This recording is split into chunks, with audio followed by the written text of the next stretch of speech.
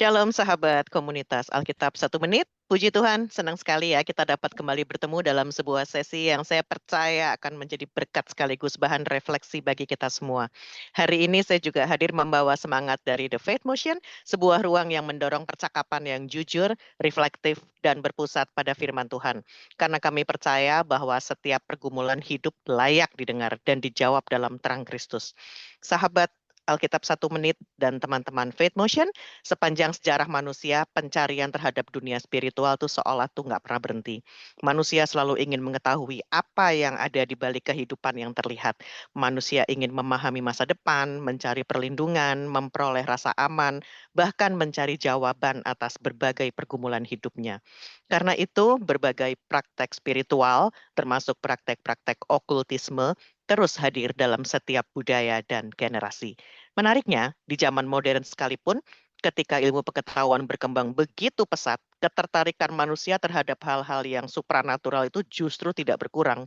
Bahkan berbagai praktek seperti ramalan, tarot, zodiak, numerologi, feng shui, hingga berbagai bentuk spiritualitas lainnya semakin mudah ditemukan dan seringkali dianggap sebagai sesuatu yang biasa. Untuk menolong kita mendalami tema ini, kita sangat bersyukur karena telah hadir bersama kita seorang hamba Tuhan yang telah lama melayani dan memiliki pengalaman yang panjang dalam mendampingi banyak orang dalam berbagai pergumulan rohani. Terima kasih banyak kepada Ibu Pendeta Marieta Simanjuntak atau biasa kita panggil Bunda Eta from the House of Grace.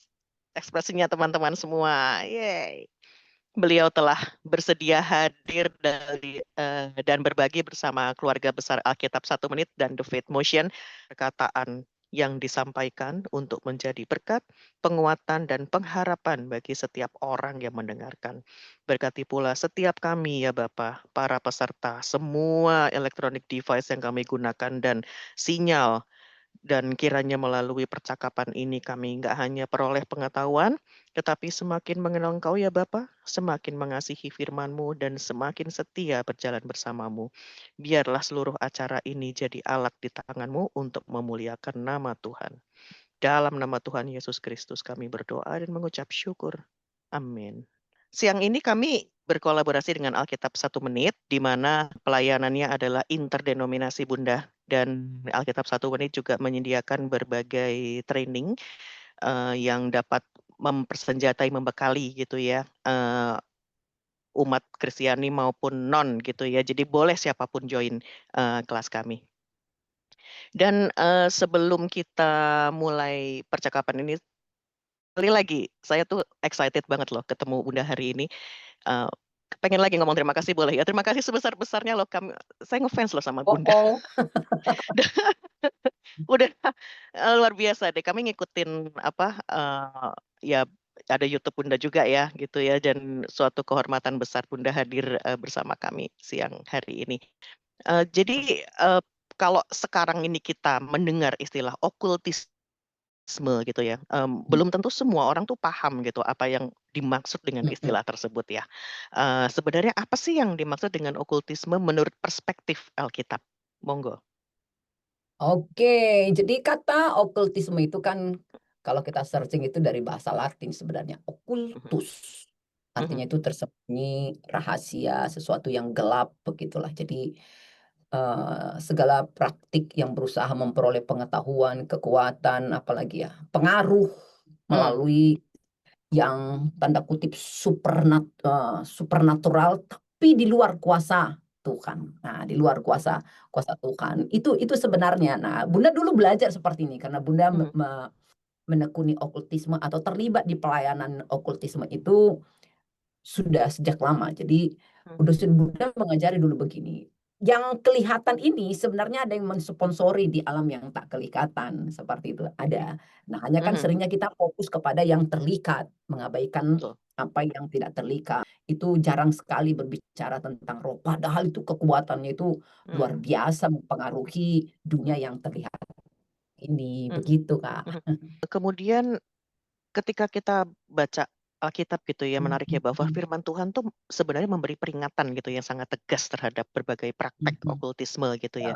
Ya, Padahal di banyak kebudayaan praktek tersebut tuh justru dianggap sesuatu yang biasa gitu ya. iya. Nah, pertanyaannya tuh kenapa Alkitab memberi peringatan yang begitu tegas terhadap praktek-praktek Iya, karena okultisme, Bunda? itu kan termasuk menduakan Tuhan.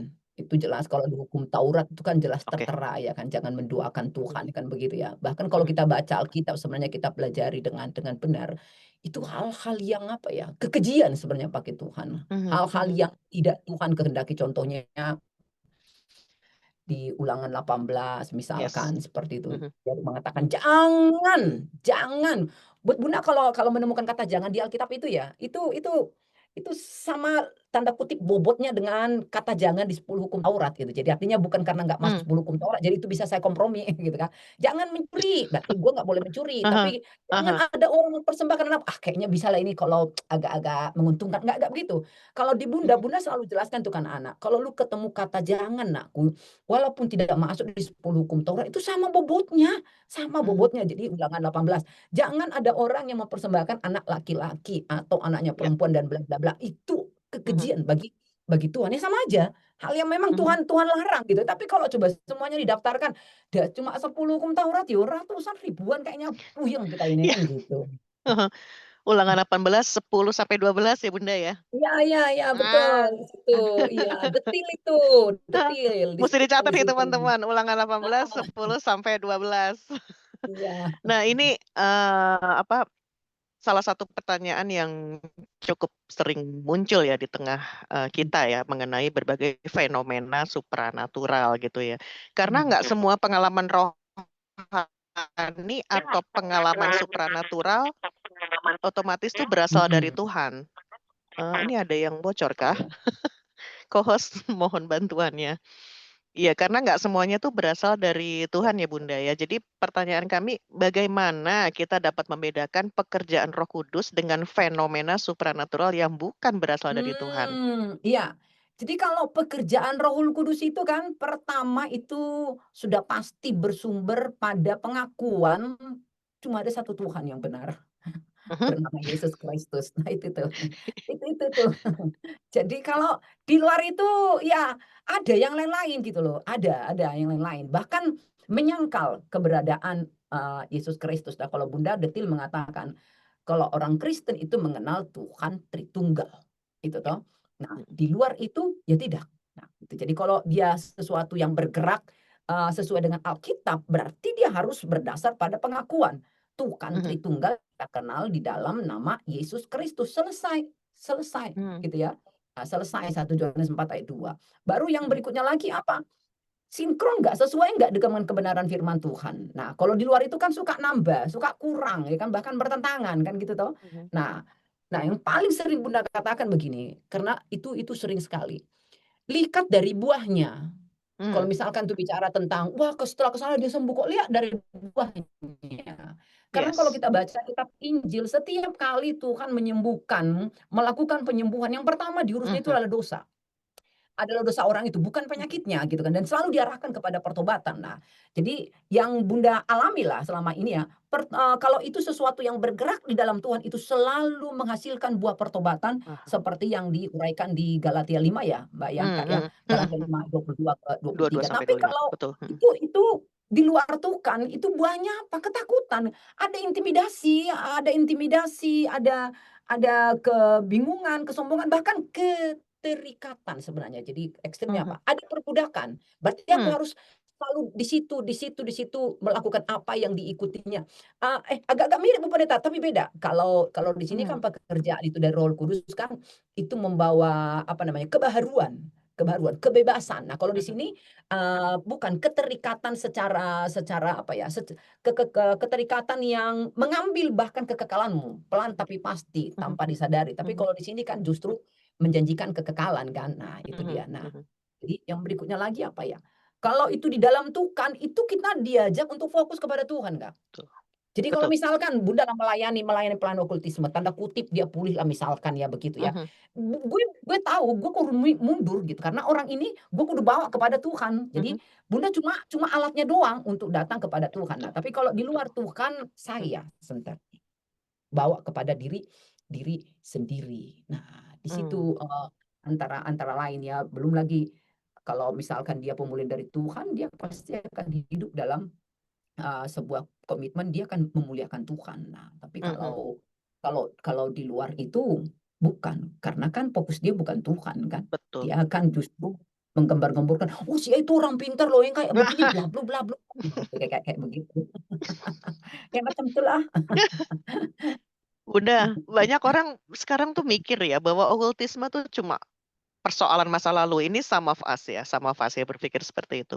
Seolah-olah tuh praktek kayak gini tuh cuma ditemuin dalam budaya tradisional gitu atau cerita Mhm mhm. lama gitu ya. Tapi kenyataannya kita hidup di era digital dan berbagai bentuk spiritualitas itu spiritualitas alternatif Mhm. justru semakin mudah diakses gitu ya. Bahkan nggak Heeh sedikit heeh. juga tuh praktek-praktek tersebut tuh dikemas secara modern, populer, dan dianggap tuh ya hiburan yang menyenangkan gitu loh untuk ditonton.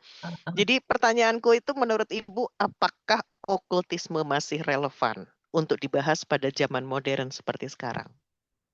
Ini terutama untuk anak-anak muda nih, Bunda. Iya. Sayangnya tanda kutip ya, "Besti guys dan teman-teman," Alkitab itu tidak pernah mengkategorikan okultisme itu di kelompok primitif, ya kan, atau kuno dan modern, enggak. Pokoknya okultisme sama aja gitu. Jadi itu alasan kenapa Bunda sampai detik ini itu masuk di dalam kurikulum pembahasan Bunda. Bicara Mhm. ini bukan terkait hanya dengan Ah kebiasaan-kebiasaan hah ah hah. kolonial yang, oh, kalau sekarang Bunda bilang begini, Ah teknologi hah berkembang, iblis itu pun berkembangnya, ya kan, gitu kan. Dia bisa pakai Iya. televisi, dia bisa pakai gadget, bisa gitu kan. Ya jadi Mmm. contohlah ya buktinya sekarang ini, kartu tarot misalkan, ya kan nggak lagi harus pakai Ah. modern kan segala macamnya. Jadi kita harus waspadakan sebenarnya TikTok, Instagram, Mmm. YouTube atau apalah segala macam. Jadi nggak dulu, kalau dulu bau apa, kayaknya kotor, nggak Mmm. menyeramkan. Kalau sekarang tampil makin gimana gitu ya, makin keren gitu loh bentuk okultismenya ini. Nah, Mhm. itu yang terjadi.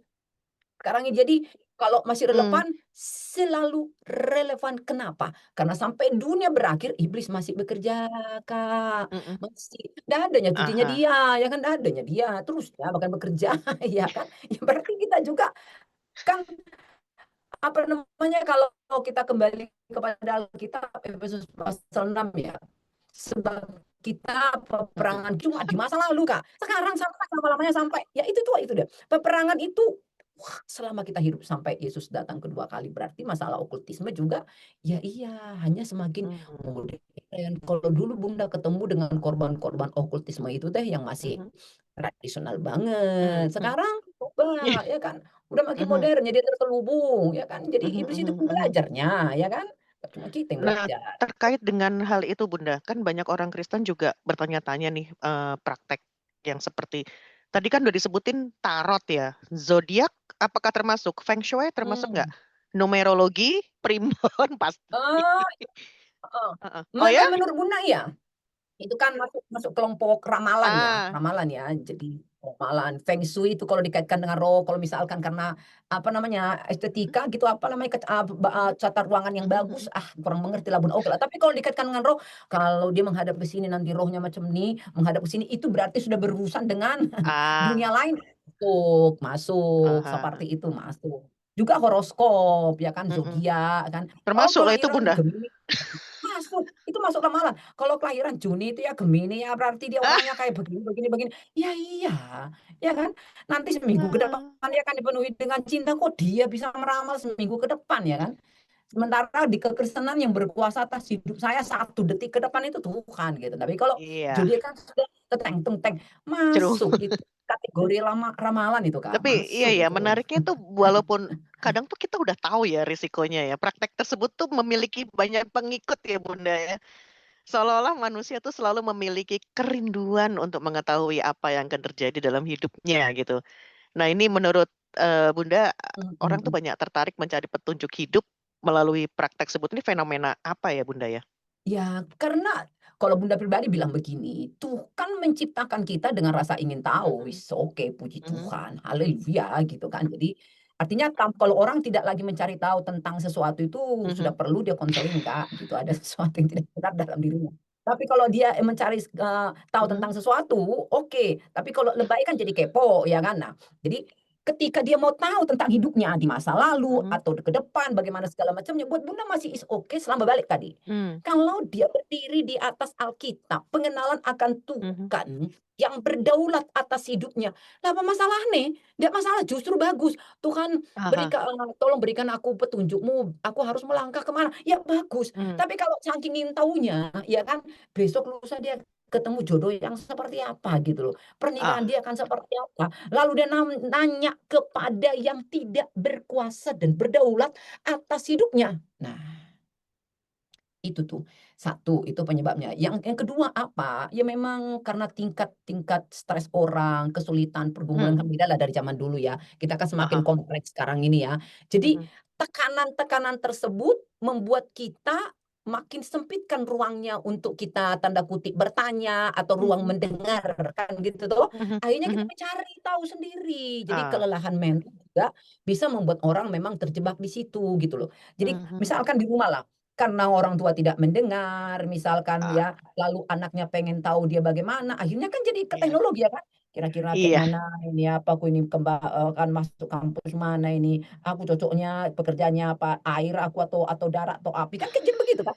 Coba kalau ada ruang untuk mendengar misalkan di rumah Kak, Iya. diskusi gitu ya, diskusi ya, teng teng deng deng deng deng, orang nggak akan ke situ loh Kak, itu menurut Bunda ya, Mhm. itu. Jadi Mhm. termasuk persoalan memang mental kita yang terjun bebas saat ini, itu juga membuat semakin banyak orang yang lebih suka Mmm. ngobrol dengan dunia yang tak kelihatan dengan, yang masih kelihatan gitu loh, dunia nyata, begitu, Kak.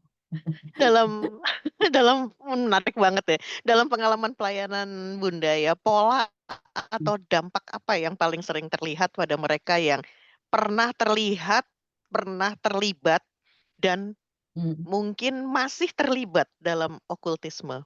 Kelihatannya kayak Oh gimana tuh, orangnya, oh tipenya, oh, tipikalnya? oke. Sering sekali Bunda ketemu, Kak, jujur Mhm. orang yang terlibat di okultisme itu teh aktif loh di gereja, Kak. Oh. Aktif banget, Kak. Pengerja bahkan, Kak, Oh. pengerja. Tapi jadi setelah kita Mhm. misalkan ngobrol atau akhirnya dia membuat Mhm. pengakuan, ya, dia Mhm. aktif tapi seperti ada yang apa namanya, Kak, ya, ada yang, Menahan? blokade Heeh. kan Heeh. Heeh. kayak Heeh. ada blokade yang atau yang menahan dia untuk bisa apa, me firman ini merema di hatinya gitu kan. Mhm. Kesulitan berdoa, Bunda sering sekali tuh orang cerita begini, Mhm. "Gue kalau berdoa Bunda ya, serasa kalau saya mulai berdoa, ya Tuhan, lama-lama kepala saya itu membesar membesar, kayaknya saya melayang-layang melayang-layang," gitu. Nah jadi iya, lalu apa, Real? oh Kakak pernah ngalami gitu? Oh, wah. Oh gitu ya? Enggak, maksudnya Terus ada yang seperti itu bilang membesar membesar. iya iya, begitu Kak. Wah. Heeh. Wah. Terus Heeh. sulit merasakan, bahkan nyaris tidak pernah merasakan itu kehadiran Tuhan. Lalu Hai. bisa ketakutan, Kakak sulit Bunda Mmm. tapi dia merasakan ketakutan yang sangat sangat sangat ekstrim juga. Nah ini nih, Mmm. mimpi-mimpi buruk, penampakan-penampakan, dia aktif di gereja Kak, tapi dia mengaku bisa komunikasi dengan roh yang sudah meninggal lah, bisa Ah. ngomong, bisa melihat. Nah, itu secara rohani ya, Kak, ya. Kalau Ah hah. kalau secara secara emosional apa yang terjadi? Itu dia. Jadi kadang-kadang ketakutannya itu nggak irasional gitu loh, nggak masuk logika ketakutannya. Kemudian, secara emosional itu apa namanya ya, amarah, temperamen, Kak. Dia punya amarah yang tidak bisa terkendali. Mhm. Nah, tidak bisa terkendali. Bahkan ini satu lagi, karena memang kecenderungan okultisme itu kan khususnya Mhm. misalkan perdukunan itu tuh kan menjerat membunuh kan, Kak, ya. Karena Ah itu hah. kan, suhunya kan iblis dan itu Ah kan hah. pembunuh dari sejak semula kan. Punya kecenderungan bunuh diri tapi dia ndak tahu kenapa dia harus bunuh diri. Nah, kayak begitu, Kak. Ah. Lalu kalau dia Mhm. membangun relasi itu, Sering sekali terjebak itu di relasi yang tidak sehat karena Mhm, konflik. Jadi kesulitan dia berkomitmen. Makanya Bunda Bunda sering sekali mengatakan seperti ini nih kalau ke anak-anak, mhm, dan Bunda temukan itu dunia nyata. mhm. Orang kalau misalkan dia kasusnya datang ke Bunda karena berselingkuh, Bunda akan tarik dia ke masa lalu, Ah, ada apa? Dan sering kali Bunda temukan, orang kalau terlibat perselingkuhan itu pasti ada keterlibatannya dengan okultisme. Dan orang kalau terlibat okultisme, Kak, nggak usah nunggu lama dia akan gitu akan itu, karena memang merusak hubungan, ah Kak. hah, Karena emang merusak merusak hubungan. Nah, kalau untuk fisik sering sekali dan yang Bunda alami dulu ya, secara mhm, fisik sakit sakit mhm. sakit, tapi kalau dicek ke dokter ndak ada, gitu. Jadi bisa Ah. bisa jadi, cara fisiknya itu melemah, tapi nggak ada, karena dulu Bunda kan dipengaruhi okultisme kan, jadi Mhm. secara fisik dia lemah, tapi dicek ke dokter jantung Bunda baik-baik saja, tapi bisa satu Oh, sendok itu ndak bisa angkat. Nah, ai. itu dia. Dan banyak pasti akibat-akibat yang lain, dampak yang lain. Oke. Bunda, kalau misalnya kita bicara mengenai okultisme tuh ya, banyak orang langsung menghubungkannya tuh dengan pelayanan pelepasan atau deliverance ya. Namun seringkali tuh muncul berbagai pemahaman tuh yang berbeda gitu. Bahkan tuh nggak Oke, jarang menimbulkan perdebatan di kalangan orang betul percaya itu sekali, sendiri. Iya. betul. Nah, ini gimana nih mengajak kita melihatnya dari kita coba lihatnya dari perspektif Alkitab ya, Bunda, ya. Apa yang Mhm. Alkitab ajarkan mengenai pelayanan pelepasan itu sendiri? Oke, ya. Jadi, kalau buat Bunda karena Bunda mempelajarinya dan Bunda mempraktekkannya, ya kan, dan itu nyaris Bunda katakan tadi tidak familiar lah di kami, tapi karena Bunda Mhm, pahami dunia dunia okultisme itu seperti apa, ya memang harus dilepaskan karena kenapa? Begini loh, Kak, jadi, mhm, mmm ada 2 kuasa, Tuhan dan iblis, kan begitu toh? Nah, mhm, jadi kita nggak boleh setengah-setengah, kalau kita memang mau mengimani Tuhan, ya harus ke Tuhan. mhm. Jadi nggak boleh setengah badan saya ke sini, setengah badan saya ke sini, ndak iso gitu. Jadi Mmm, ketika ketika misalkan Bunda mengatakan percaya kepada Tuhan, tapi terlibat di okultisme, Bunda kan mhm, punya keterikatan dengan ini, Kak. mmm, Itu kan jadi sebenarnya semua praktek okultisme itu, Kak, semua praktek okultisme itu entah itu ramalan atau sekecil apapun itu seperti berjabat tangan gitu loh, membangun kontrak gitu loh, Kak. wah, Membangun kontrak, membangun perjanjian gitu. Nah, sementara ah, kalau kalau di kekristenan kan begitu kita menyatakan contohnya di gereja Bunda lah, kalau mhm, sudah bawa bawa baptis atau sidi, "Aku mhm, percaya," kan gitu kan ya, iya, Matius mhm, 12 kayak betul, 37, "Dengan perkataanmu kau dibenarkan dan dihukum." mhm, Bunda sudah menyatakan percaya kepada Tuhan, berarti kan Bunda terikat kepada Tuhan nih, iya, memilih Dia menjadi pengendali. Tapi yes, kemudian Bunda mengatakan, tadi kan Bunda katakan okultisme itu tuh apa, mencari cari mhm, kekuasaan di luar Tuhan kan. Nah, berarti Bunda dengan sadar Bunda mengikatkan diri ke sini. mhm, Nah, mengikatkan diri. Nah, kalau misalkan orang itu merasakan dampaknya lalu ingin lepas, ya memang harus dilepaskan, Kak, harus iya, dilepaskan. Dia harus membuat pengakuan, 1 Yohanes pasal 1 ayat 9. Dia harus ah, mengaku, oke, "Saya terlibat di okultisme bla bla bla bla." Karena pengakuan mhm, itu awal dari pemulihan, Kak. iya, Setelah dia oke, mengaku kan ini, kalau saya memberikan hidup saya di bawah kekuasaan Tuhan, saya merasakan ah efeknya hah, dong, kekuasaan Tuhan. Nah, sama, kalau Bunda memberikan diri Bunda di bawah kekuasaan iblis, Bunda akan merasakan efeknya. Kan okultisme itu banyak prakteknya, ada yang masuk dengan cara makanan, minuman, mandi ah, kebang, 7 oke, rupa, ah goblak-goblak, hah, macam-macam lah. Nah, ah hah, itu masuk, Kak, mendarah daging, Kak, seberat itu. Nah, ketika dia sudah mampu dilepaskan, Bunda akan melakukan yang disebut dengan 2 pelepasan, oke, meskipun itu tidak familiar, tapi Bunda akan melakukan seperti itu, karena itu yang Bunda pelajari dari kitab Injil ketika mhm, Yesus mengusir roh. mhm, Dan di Markus juga, apa kata Tuhan, salah satu tanda orang percaya dia akan mengusir roh, ya kan, iya, gitu kan. iya, Karena yang Bunda katakan tadi apa, yang Kakak lihat di dunia nyata ada sponsornya. Jadi mhm, Bunda akan melakukan pelepasan berdasarkan pengakuannya, dan Bunda akan mengklaim orang ini kembali dalam kekuasaan Tuhan sesuai ah, dengan pengakuan dia.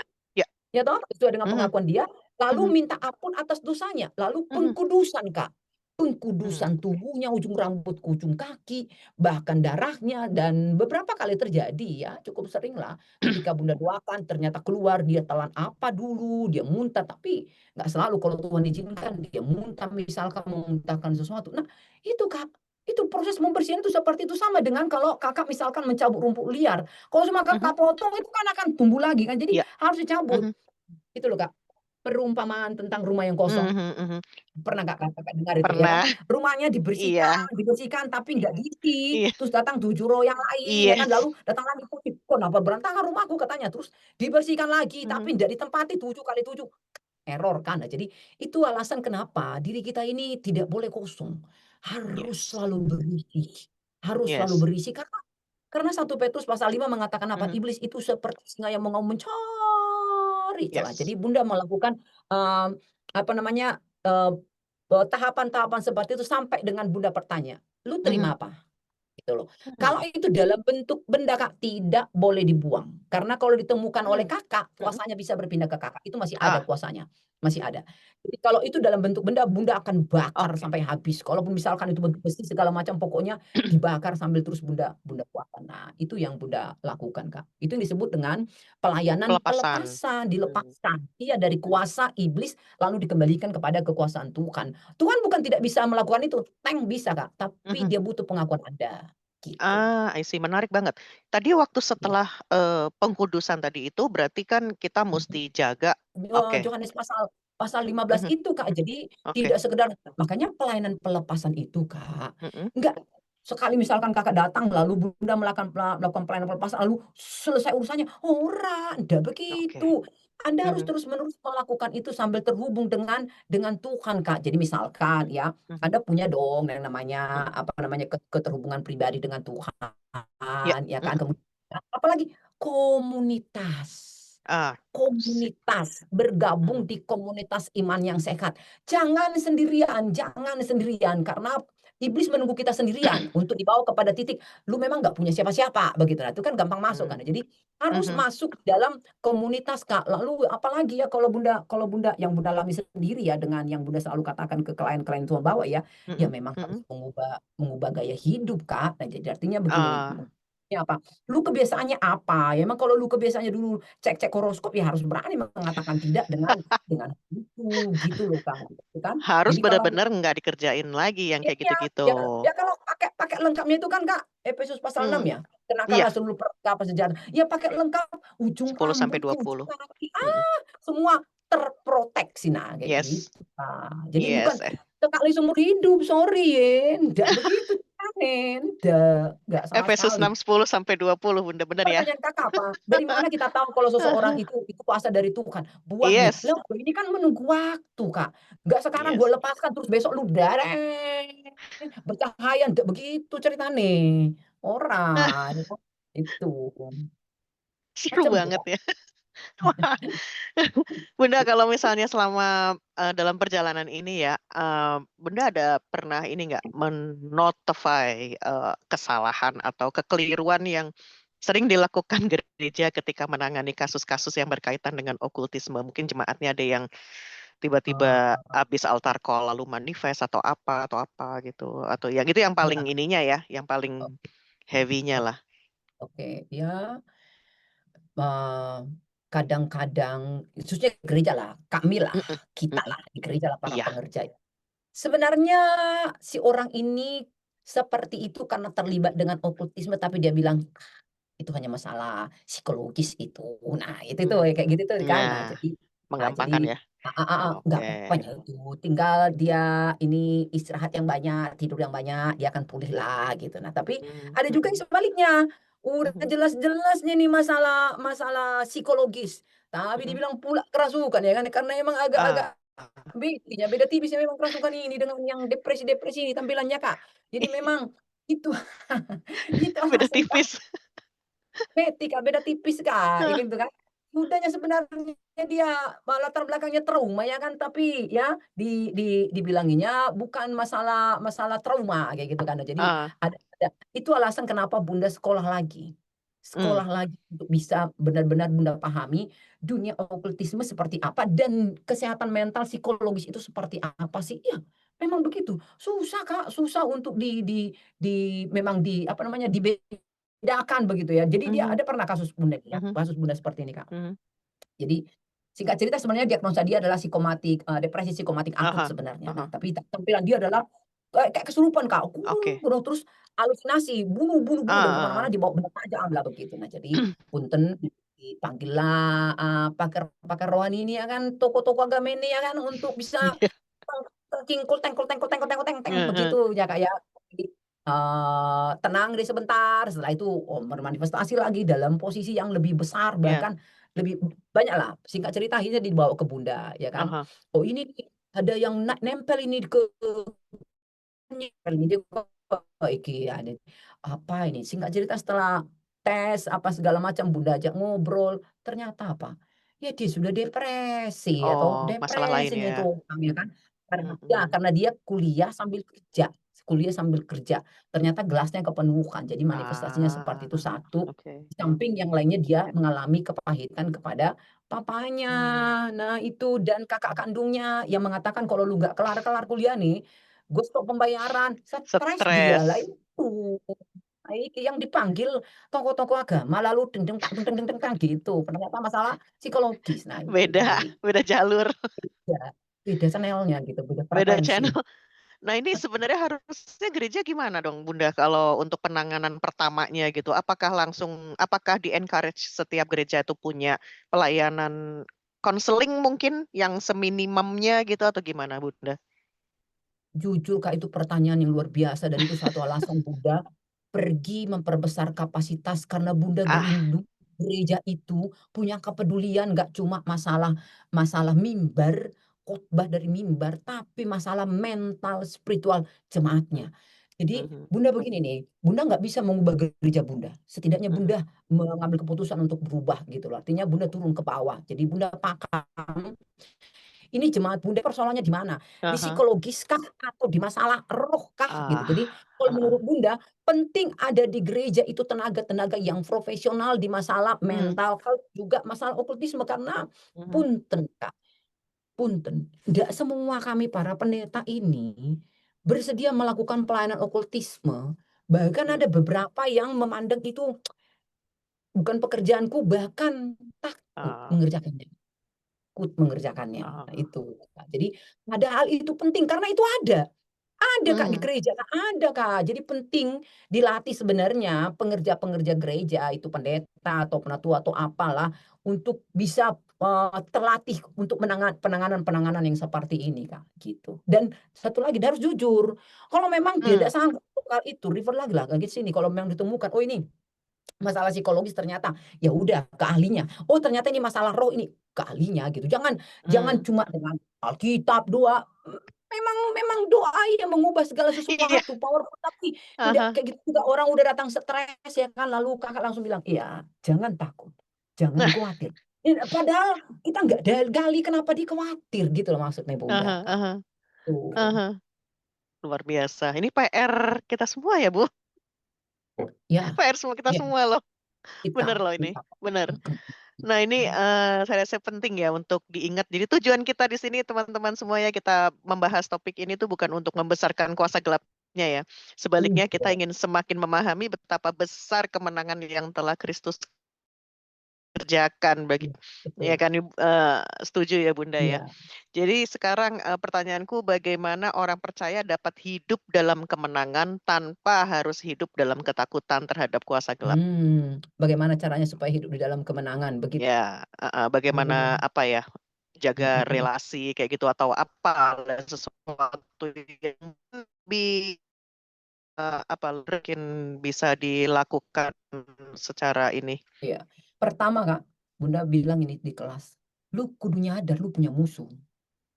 yap, Jadi kalau kau mengatakan karena saking berimannya Kak, saking mhm. kentalnya kekristenannya lalu dia mengatakan, 'Iblis ndak ada.' Hello, kau nanti korban pertama dari sini. Orang kalau mau pergi berperang tadi kan dibilangkan peperangan kita ya. Iya, Orang kalau pergi berperang itu yang pertama dipahaminya, "Oh ya gue punya musuh, ah makanya hah, gue punya peperangan." Lah kan ndak ada peperangan kalau ndak ada musuhnya toh. Jadi kita heeh, punya musuh, kita punya musuh. Yang kedua mhm, kau harus berperang melawan musuhmu. Tapi untuk berperang meskipun kau percaya kepada Kristus jangan juga tanda kutip "tidak bijak." Mati konyol. mhm. Lu asal pikir perang, "Yes percaya kepada Tuhan, teng teng teng teng teng teng." Ndak. Lu kudu persiapkan. Ah hah, Perlengkapi dirimu, atur yes strategi, ya kan, yes pahami peperanganmu itu seperti apa, gitu toh. yes. Maka itu alasan kenapa Bunda di kelas itu mewajibkan anak-anak Bunda kudu bawa Alkitab, Mmm, ndak bawa Alkitab pulang. Karena itu yang sekarang kita tinggalkan, ya toh. Mhm. kumaha kita mau ngerti strategi musuh kita bagaimana, ya kan, senjata kita apa yang mau kita pakai. Kita nggak nanya sama sama pemimpin tertinggi kita, ya kan, yang Aha, paham betul tentang peperangan itu. Jadi, yes. supaya kita berkemenangan dan tidak terlibat dan Anda yang sedang terlibat sekarang Anda itu jadi tanda kutip ketakutan, bertuhan memang mesti takut, ya kan. Anda Mhm, ketakutan dengan itu lalu berpikir untuk kembali kepada Tuhan, ya memang apa, lu kudu punya yang namanya apa ya, keterhubungan pribadi dengan Tuhan, doa, ya toh, mmm, berdoa waktu doa, kemudian apalagi, nah ini, ya kan firman Tuhan, nah itu kan pedang roh, baru yang ketiga yes. itu apa, ya miliki komunitas. Kalau buat Bunda lebih bagus gue cuma dengan diri sendiri dan Tuhan daripada Mhm, tinggal di komunitas yang tidak benar, kalau Bunda, ya kan. yes. Nah Mhm, makanya kita disebutkan di Ibrani 10 ayat 25, jangan aha, menjauh dari pertemuan ibadah. Karena yes. teman-teman pahami ya, isolasi itu strategi favoritnya iblis. Begitu Mmm, Anda keluar dari lingkaran, dari komunitas Ibrani 12, 14 ke 15, keluar dari zona habis kasih karunia. Nah, jadi kalau buat Bunda habislah. ya, Mhm, 3 pilar mhm, ini luar biasa ini, ada doa, ada firman Tuhan, dan ada komunitas. mmm, Nah, itu Kak, mhm, menurut Bunda itu harus harus berjalan bersama, Kak, seperti itu. mhm, mhm. Ini buat yang masih kadang-kadang ini peringatan keras nih. Oke Mhm, Bunda, kayaknya betul. kita masuk ke tanya jawab ya, takut waktunya nggak cukup. Soalnya Bunda nggak boleh lebih nih dari jam 1. Kepengen Izin banget ya, bikin lagi, maaf. mau ya Bunda ya? Iya. Jadi, ada yang raise hand kah? Atau, saya langsung oh ada, Kak Mary Zaluku duluan ya? Atau iya, silakan Kak Mary, nanti Iya, kita ke Zoom ini ya, komen ya. Kak Mary Zaluku, iya. Halo, apakah ya, suara saya bisa siap? terdengar? Ya, shalom Kak Mary, monggo Oke, silahkan. shalom. Oke, baik. Terima kasih atas kesempatan yang diberikan kepada saya. Secara khusus saya mau menyampaikan apresiasi kepada Bunda Eta. Luar biasa sekali cara penyampaiannya, bahkan materinya juga saya bilang daging semua. Wah, Oke, baik. Berbicara tentang okultisme ini menarik ya, Bunda, karena ini juga dekat dengan lingkungan tempat saya tinggal sebenarnya. Jadi, saya ini sebenarnya dari Nias, Bunda. Jadi, Mhm, kita tahu bahwa daerah-daerah seperti ini masih rentan dengan praktik-praktik seperti ini, walaupun sebenarnya ini sudah apa namanya, sudah zaman modern gitu ya, Bunda. Nah, jadi eh, tadi saya mengikuti apa yang disampaikan, oleh Bunda sendiri, ada beberapa hal yang akhirnya, membuat saya tertarik untuk mengetahui batasan-batasan gitu ya, Bunda, ya. Yang pertama, ini sampai saya catat loh, Bunda. Eee, ini Bunda, misalnya kalau kita memelihara benda-benda yang kita anggap mungkin mhm, itu kayaknya spiritual sekali gitu dan itu kayaknya alkitabiah sekali gitu ya. Contoh seperti kalung-kalung salib, kemudian maaf kalau kita kadang menganggap bahwa kalung salib itu menjadi pelindung kita karena kita menganggap bahwa Yesus ada di dalamnya. Kemudian, Alkitab, bahkan tidak jarang orang tidur menggunakan atau menempatkan Alkitab itu di samping atau di iya, manalah begitu ya, di sekitar kepala, supaya, tidak mimpi buruk atau tidak diganggu oleh, roh-roh jahat gitu ya, Bunda. Bahkan, sering sekali saya malah sampai berpikir begini, eee, minyak urapan, Bunda. Jadi ada orang yang menganggap bahwa kalau misalnya kita, apa namanya, diurapi dengan menggunakan minyak yang sudah diberkati, ya pasti sembuh semuanya, atau misalnya semua roh-roh jahat pasti, apa namanya, hengkang dari kita gitu ya, Bunda, ya. Bahkan air mhm, doa sekalipun. Nah, kira-kira Bunda ini, eee menjadi sebuah cara untuk menyusup ke gereja tidak? Bahwa okultisme itu akhirnya pelan-pelan, bisa dianggap, apa namanya ya, kalau misalnya kita nggak tahu batasannya kan Bunda, akhirnya kita menganggap bahwa, "Oh iya ini berarti bukan okul," gitu, "ini bukan okultisme dan ini nggak apa-apa, wajar kita lakukan."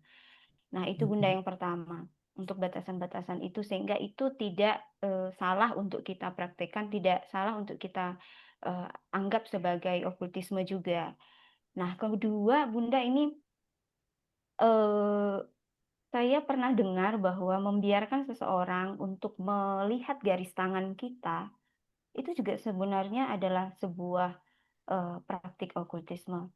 Apakah itu benar, Bunda? Gitu. Kemudian yang terakhir itu tentang Borongan ya, Kak? nggih, iya, Aduh. mohon maaf ya, Kak. Ya, jadi di sini eh, apakah ada praktik okultisme yang mungkin Bunda tahu gitu dilakukan di gereja, misalnya eh, ya, artinya mereka tidak tahu bahwa itu okultisme, tapi sebenarnya ya itu salah gitu, Bunda. Jadi untuk yang ketiga pertanyaan ini kiranya dapat pencerahan. Terima kasih. Mohon maaf apabila ada yang kurang berkenan. Oke. Batasan-batasan. Jadi tadi Bunda katakan seperti ini, Kak, ya. Jadi okultisme itu usaha manusia mengakses kuasa pengetahuan atau apa namanya ya? Kendali, kendali. Kendali atas realitas melalui sesuatu yang tidak Tuhan izinkan. Itu melanggar kedaulatannya Tuhan. Jadi misalkan nih, Bunda katakan nih, gue punya Alkitab. Gue kadang pakai palung kalung salib juga. Di rumah juga Bunda gantungkan juga salib apa segala macamnya. Buat Bunda ini Alkitab ya buku biasa aja. Buku biasa aja. Salib pun juga ya perhiasan gitu loh. Yang membuat akhirnya ketika Bunda membaca ini ada kuasanya kan iman Bunda kepada Tuhan. Kan gitu toh? Iman Bunda kepada Tuhan. Tak lantas kalau ini Alkitab Bunda harus bikin ritual khusus ke sini, ya enggak. Nah ini pernah Bunda ditegur seperti itu. Karena Alkitabnya waktu Bunda mengajar Bunda begini-begini. Ada komentar jemaat. Netizen, "Kenapa ya kalau kitab suci emang kenapa? Emang apa salahnya taruh sini ya?" Gitu loh. Jadi artinya begini nih, ketika kita menganggap sesuatu, entah itu Alkitab atau salib ya kan, punya kuasa menggantikan kekuasaan Tuhan. Nah, sudah masuk di dalam ranah okultisme. Nah, jadi kalau misalkan kadang-kala Bunda begini, Kak. Misalkan ada orang yang melakukan okultisme, dia kesurupan segala macamnya, Bunda kadang-kadang pegang salib begini nih, tapi bukan berarti bukan ke bendanya, Kak. Bukan, tapi ke kuasa Tuhan. Kuasa Tuhan yang Bunda imani, ini simbol doang, gitu loh, Kak. Kadang-kadang seperti itu. Nah, jadi begitu misalkan supaya jangan mimpi buruk ini dipakai lalu ditiduri, Anda sudah masuk di dalam ranah okultisme karena mengkultuskan sesuatu. Jadi kalau di suku kita kan misalkan dengan ulos, kalau Bunda Batak Toba, ulos kan ada banyak tradisi-tradisi yang berasal dari okultisme yang sebenarnya ketika kita sudah kenal Yesus, kita harus jujur, harus Injil, harus firman Tuhan yang menerangi semua tradisi kebiasaan-kebiasaan di adat ini. Kalau udah nggak cocok lagi sebenarnya kita harus berani untuk tinggalkan, Kak. Karena itu kan rentan di dalamnya punya isi kan gitu kan. Sama dengan yang minyak urapan segala macamnya. Bukan minyak urapannya yang punya kuasa, tapi Tuhan yang Anda percayai itu yang membuat bahkan minyak kayu putih pun kalau nggak ada minyak urapan dari Yerusalem sana, ya boleh dipakai untuk pengurusan rumah. Emang apa salahnya gitu tuh. Tapi kalau kita mengatakan harus minyak urapan dari Yerusalem, itulah buat Bunda itu sudah masuk ranah ranah okultisme, Kak, seperti itu. Itu tadi yang pertama pertanyaan Kakak ya.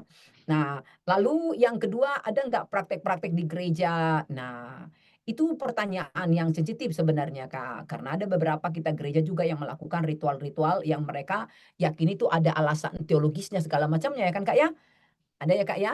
Nah, jadi tapi Bunda tidak katakan itu okultisme karena memang ada teologianya, tapi bisa kejebak kita kalau misalkan kita seperti tadi sama dengan pemahaman kita ke salib. Nah, kalau di kami, kalau dia mau bangun gereja dan meresmikan itu di altar itu kita isi dengan apa? Ada Alkitab.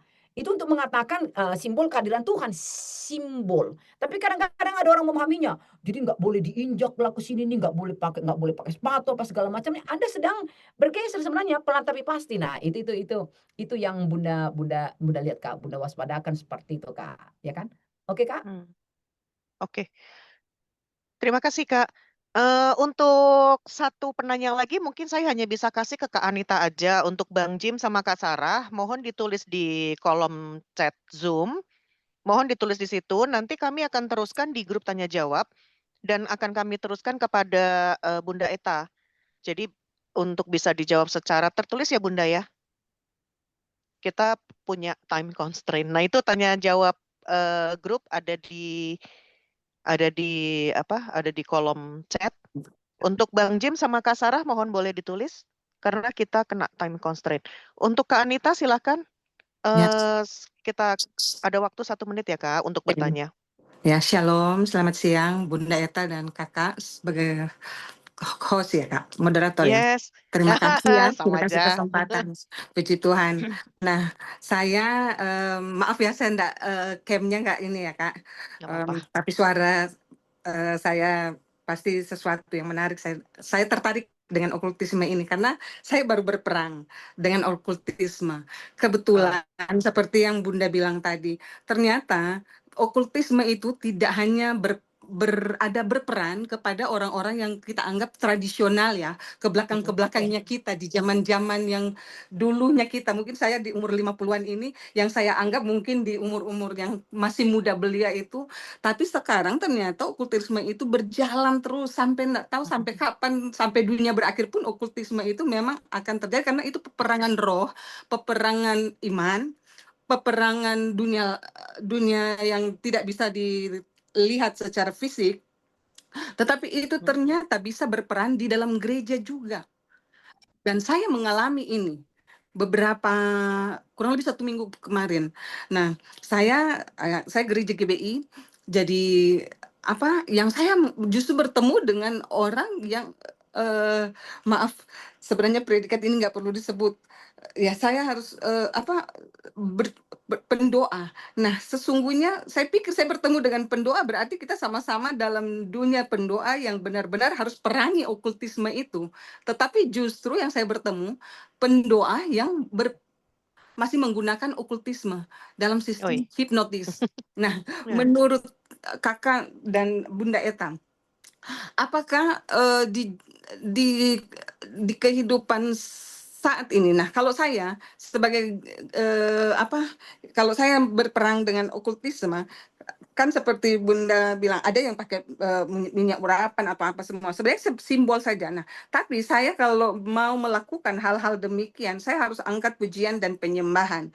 Nah, karena dalam pujian penyembahan itu saya percaya dalam firman ada, saya lupa di bagian-bagian mana, tapi pujian penyembahan itu akan mengangkat, ada kuasa ilahi bekerja untuk membantu pekerjaan-pekerjaan yang Tuhan percayakan kepada kita untuk berperang dalam dengan okultisme ini, dengan pemegang-pemegang kuasa-kuasa kegelapan. Nah, dengan pujian penyembahan ini kan ternyata di satu firman Tuhan itu, saya lupa di bagian mana ya Kak, mungkin bisa dituntun, yang Silas mereka dalam pujian penyembahan di penjara sehingga semua besi-besi bisa rontok, penjaga-penjaga itu bisa lihat bagaimana kuasa Tuhan terjadi. Nah, dalam firman dengan jelas sudah disampaikan mohon bahwa maaf Kak Anita, mohon maaf. Poin pertanyaannya saya mohon maaf harus saya potong. ya. Oke. Nah, menurut Bunda Eta, apakah pujian penyembahan di dalam kita bertindak untuk peperangan okultisme itu, apakah itu bisa jadi bagian dari kita doa peperangan secara untuk memerangi okultisme ini dengan firman? Tentunya sebagai firman adalah pedoman juga karena dia adalah perisai, sebagai perisai iman, sebagai ketopong keselamatan, ada semua itu yang di Efesus ya, perlengkapan senjata Allah. Nah, karena mungkin dari versi, karena kan masing-masing teologi ini kan berbeda pandangan dalam segi untuk peperangan roh dalam dunia roh ini. Nah, mungkin seperti itu pertanyaan saya. Dan apakah memang di zaman akhir ini orang gereja, kalau maksudnya orang-orang di gereja yang sudah mereka adalah pelayan-pelayan Tuhan masih pengguna itu, tetapi apakah itu masih mereka relevan untuk melayani di gereja? Terima kasih Kak. Iya, terima kasih Kak Anita. Silakan Jadi, Bunda. apakah praise worship? Yes, Bunda selalu memakai itu, praise worship. Jadi kalau Anda mau melayani okultisme, pelayanan okultisme, jangan gegabah. Ini bukan cuma soal dalam nama Yesus. Oh no. Anda betul-betul harus punya persiapan. Anda harus punya tim doa Anda sendiri. Bunda tidak mau melayani pelayanan okultisme sendirian. Bunda punya tim. Kalau ada klien yang harus Bunda layani secara okultisme, Bunda akan bilang ke tim Bunda, andai kata misalkan mereka nggak bisa mendampingi secara nyata, Bunda ada klien begini-begini, lu kirim doa dari situ, Bunda tetap doa dari situ ya, dan bla bla bla. Dan juga praise worship ya, dan jangan lupa mendoakan keluarga terdekat Anda, suami, istri, anak-anak, karena iblis itu paling suka menghancurkan kita lewat orang terdekat kita. Jadi mendoakan rumah tinggal Anda, harta milik Anda, jangan Hmm. gegabah. Kenapa? Karena kalau Anda gegabah, anggap remeh, in the name of Jesus, selesai Anda menengking roh, mengurus pelepasan, itu bisa pindah ke Anda. Jadi itu pentingnya kalau di Bunda yang Bunda pelajari apa ya, sebelumnya kita berdoa, tetap terhubung dengan Tuhan. Bahkan ketika Bunda ngobrol ini seperti ini, Bunda tadi Bunda tetap terhubung dengan Tuhan gitu kan, karena Bunda Aha. tahu ya kan, itu kuasa yang harus Bunda andalkan. Nah, setelah saya melakukannya jangan lupa. Jadi ada yang kami sebut itu doa basuh kaki. Kita doa pengkudusan lagi, mohon ampun ke Tuhan, siapa tahu ada hal-hal yang kita lakukan dalam pelayanan itu tidak cocok dengan hati Tuhan, dan kita menengking roh-roh yang mungkin mengikuti kita gitu loh. Aha. Jadi Bunda sering sekali mengalami seperti itu kalau Bunda pelayan okultisme itu mengalami serangan balik. Serangan balik, misalkan lagi Bunda mau tidur datang apa segala macamnya. Nah, itu makanya Bunda tidak mau lupa mendoakan rumah, anak-anak Bunda, dimanapun dan kapanpun, itu selalu. Nah, jadi apakah praise worship? Wah, sangat relevan karena ada kuasa dalam pujian dan penyembahan, Ibu. Yes. Begitu, Kak. Oke, ini begitu banyaknya Iya, antusiasme Bunda. ya Bunda, ya ampun, ini Ya, sampai penuh chat box-nya. Nanti kami teruskan ya. ke grup tanya jawab. Untuk teman-teman mohon maaf ya, kita kena time constraint dan mudah-mudahan kita ada kesempatan lagi untuk bersua kembali ya Bunda. Kita masuk ke reflection dan closing sebelum nanti ditutup oleh doa tutup oleh Bunda Eta. Jadi sebelum kita menutup percakapan hari ini, eee, saya cuplik firman Tuhan Mazmur 121 di ayatnya 1 dan 2, nyanyian ziarah ya. "Aku melayangkan mataku ke gunung-gunung, dari manakah akan datang pertolonganku? Pertolonganku ialah dari Tuhan yang menjadikan langit dan bumi." Sepanjang percakapan kita hari ini tuh kita bicara tentang okultisme, pencarian manusia akan jawaban, keterikatan, pemulihan, dan juga peperangan rohani.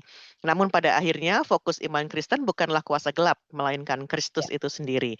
Persoalan terbesar manusia bukanlah keberadaan kuasa gelap, tetapi ketika manusia mencari pertolongan, perlindungan, dan pengharapan di luar Tuhan. Kabar baik Injil adalah bahwa di dalam Kristus itu selalu ada pengampunan, pemulihan, dan kebebasan yang sejati. Saya rasa percakapan hari ini memberi kita kesempatan untuk mendengar bukan hanya sebuah pengajaran, tapi juga pengalaman pelayanan yang luar biasa dan refleksi iman yang sangat berharga. Terima kasih Bunda. Kiranya apa yang kita diskusikan hari ini menjadi bahan refleksi bagi perjalanan iman kita masing-masing. Mungkin kita bisa ini ya, ada berapa pertanyaan dapat kita bawa pulang ya hari ini ya. Ketika menghadapi pergumulan, ketakutan, atau ketidakpastian dalam hidup, kepada siapakah hati kita berpaling?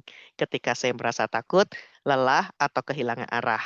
Dan apakah Kristus benar-benar menjadi sumber pengharapan dan tempat perlindungan saya dalam setiap musim kehidupan?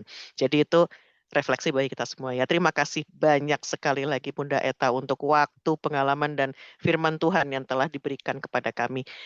Silahkan Ibu apabila ada yang ingin disampaikan sebagai closing statement dan mungkin langsung disambut Jangan lupa. terakhir ditutup dengan doa tutup. Oke, oke, Monggo. oke. Ya, makasih, Kak. Okultisme tidak selalu datang dengan wajah yang menakutkan, teman-teman. Kadang ia hadir dengan janji, rasa penasaran, bahkan jalan pintas. Jadi terima kasih untuk Anda semua yang mau belajar bersama hari ini. Mari kita pulang bukan dengan ketakutan, tapi dengan hikmat. Bukan dengan kebingungan, tapi dengan keberanian untuk hidup dalam terang Kristus. Karena menurut Bunda, terang tidak pernah bernegosiasi dengan kegelapan. Ketika kita memilih berjalan bersama dengan Tuhan, tidak ada kuasa apapun yang lebih besar daripada kasih dan penyertaan Tuhan. Jadi tetap berjaga-jaga, tetap waspada teman-teman, tetap berakar dalam firman dan hidup dalam terang. Karena apa? Terang itu bercahaya dalam kegelapan dan kegelapan tidak pernah menguasainya. Yes. Amin, kita berdoa. Amin. Terima kasih Kristus, terima kasih Bapa, terima kasih Rohul Kudus. Pelayanan ini kami kembalikan untuk Tuhan berkati dan kuduskan menjadi persembahan yang harum bagi Tuhan. Bagian hamba cukup damai sejahtera dan persekutuan dengan Rohul Kudus-Mu. Dan setiap kebenaran firman Tuhan merema di dalam hati jemaat atau sahabat-sahabat hamba yang bergabung di Zoom atau menonton di YouTube. Terima kasih ya Bapak, kami akan melanjutkan setiap aktivitas kami dan kami percaya Tuhan mendahului setiap langkah kaki kami. Haleluya. Amin. Amin. Terima kasih banyak Bunda Eta. Terima kasih banyak teman-teman semuanya. Sampai berjumpa lagi di acara podcast Alkitab 1 Menit X Faith Motion. Tuhan Yesus memberkati. Yesus memberkati, Kak. Ya, terima kasih. Terima kasih, shalom. Terima Tuhan kasih berkati. luar biasa Bunda Ya, Eta. Terima kasih Bunda Eta, Tuhan berkati. sama-sama. Yo, izin ya Kak. Bye-bye. Monggo, silahkan.